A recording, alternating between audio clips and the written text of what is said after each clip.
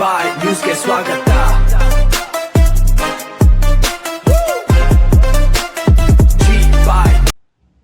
ನಮಸ್ಕಾರ.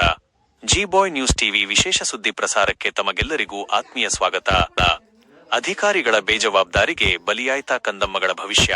ಅಂಗನವಾಡಿಯ ಮೇಲ್ಚಾವಣಿ ಬಿದ್ದು 4 ಮುಗ್ಧ ಮಕ್ಕಳಿಗೆ ಗಂಭೀರ ಗಾಯಗಳಾಗಿವೆ. ಅಧಿಕಾರಿಗಳ ಈ ಘೋರ ನಿರ್ಲಕ್ಷ್ಯಕ್ಕೆ ಪೋಷಕರು ಮತ್ತು ಗ್ರಾಮಸ್ಥರು ತೀವ್ರ ಆಕ್ರೋಶ ವ್ಯಕ್ತಪಡಿಸುತ್ತಿದ್ದಾರೆ.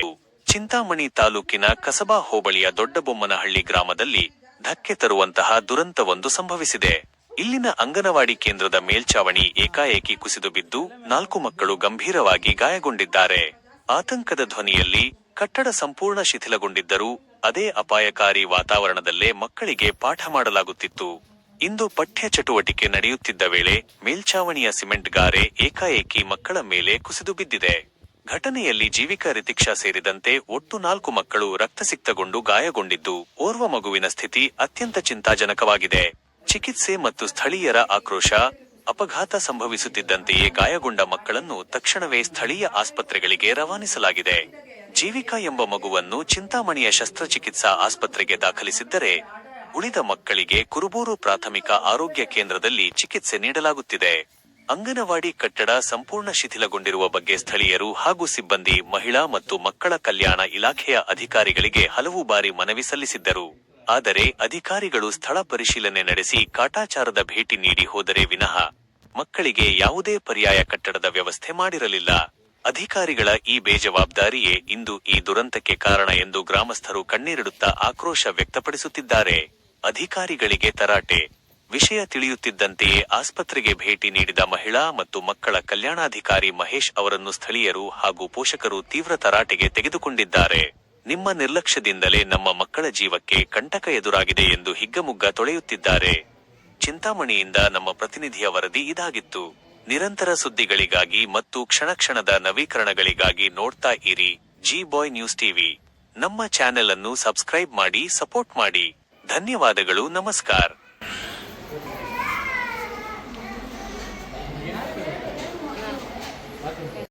ಜೀವಿತ ನನ್ನ ನಂಬರ್ ತಗೊಳ್ಳಿ ಸರ್.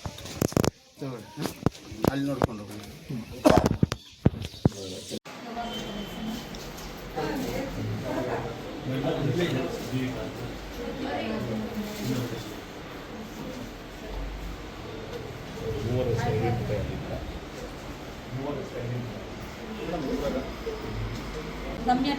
ಏನು ಪ್ರಾಬ್ಲಮ್ ಏನಾಗಿದೆ?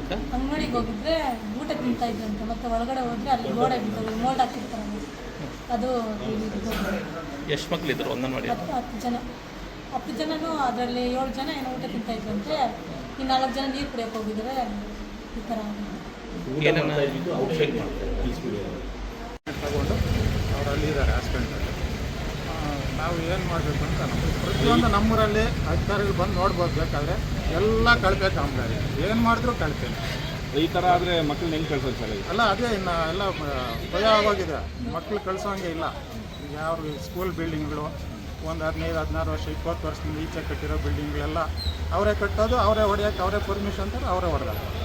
ಈ ಅಧಿಕಾರಿಗಳೇನು ಇದು ಮಾಡ್ತಾರೋ ನಮಗಂತೂ ಗೊತ್ತಾಗ್ತದೆ.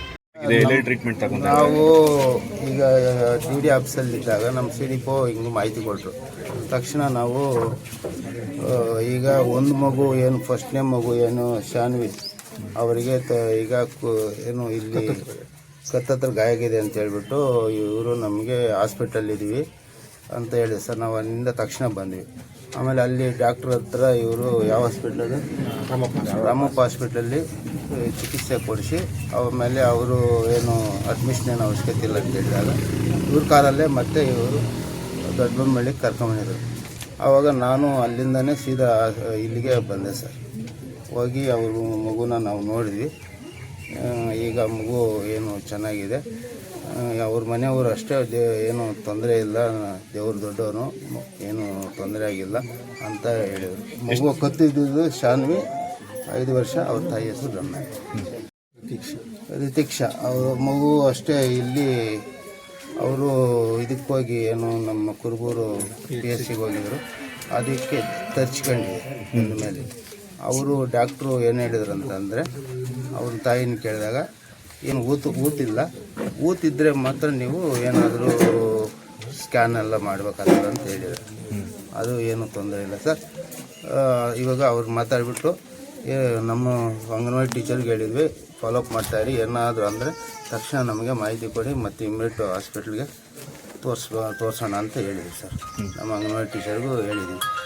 ಆಮೇಲೆ ದಿವ್ಯಾ ಅಂತ, ದಿಯಾ 3 ವರ್ಷ, ಅದು ಥರ ಇಲ್ಲೇನು ಇಲ್ಲ ಅಂತ ಹೇಳ್ತಾರೆ. ಬಟ್ ಇವರು ಮೊದಲೇ ಎಚ್ಚರಿಕೆ ಆಗಿದ್ರೆ ಈ ಥರ ಆಗ್ತಾ ಇಲ್ಲ ಸರ್. ಈಗ ಇಮ್ಮಿಡಿಯೇಟ್ ಇಲ್ಲಿ ಯಾವುದೇ ರೀತಿಯಲ್ಲಿ ಇಲ್ಲಿ ನಡ್ಸಂಗಿಲ್ಲ. ಈಗ ಇಮ್ಮಿಡಿಯೇಟ್ ಬಾಡಿಗೆ ಮನೆ, ಚೆನ್ನಾಗಿರೋ ಬಾಡಿಗೆ ಮನೆ ನೋಡಬೇಕು. ಸರ್ಕಾರದ ಬಾಡಿಗೆ ಕೊಡ್ತೀವಿ, ನಾಳೆಯಿಂದನೇ ಅಲ್ಲಿ ನಡೆಸಬೇಕು. ಇಲ್ಲಿಂದ ಏನು ವಸ್ತುಗಳಿದಾವೆಲ್ಲ ತಗೊಂಡು ಅಲ್ಲಿ ಶಿಫ್ಟ್ ಮಾಡಿ ಇವತ್ತೇ ಇಲ್ಲಿಗೆ ಕ್ಲೋಸ್ ಮಾಡಬೇಕು ಅಂತ ಹೇಳಿದ್ವಿ ಸರ್. ಇಲ್ಲಿ ಯಾವುದೇ ಕಾರಣಕ್ಕೂ ಮಕ್ಕಳನ್ನ ಇಲ್ಲಿ ಇಟ್ಕೊಬಾರ್ದು ಅಂತ ಸೂಚನೆ ಕೊಟ್ಟಿದ್ವಿ ಸರ್. ಇಲ್ಲಿ ನೋಡೋದೇ ಈಗ ನಮಗೆ ಆಯ್ತು, ಇನ್ನೂ ಹೋಗಿಲ್ಲ ಆ ಕಡೆ, ನೋಡ್ತೀವಿ. ಈಗ ಅದು ಬಂದ್ಬಿಟ್ಟು 10 ವರ್ಷಗಳಿಂದ ಕಟ್ಟಿರೋ ಬಿಲ್ಡಿಂಗ್ ಅಂತ ಗೊತ್ತಾಗ್ತದೆ. ಅದು ಆಲ್ರೆಡಿ ಕ್ರಾಕ್ಸ್ ಬಿತ್ತಿದೆ ಅಂತೆ. ಗುತ್ತಿಗೆದಾರನ ಕಳಪೆ ನಿರ್ಲಕ್ಷ್ಯಕ್ಕೆ ಇನ್ನೂ ಎಷ್ಟು ರೀತಿಯಾದ ಅಂಗನವಾಡಿ ಕಟ್ಟೆಗಳು ಈ ಥರ ಇದೆ ಸರ್?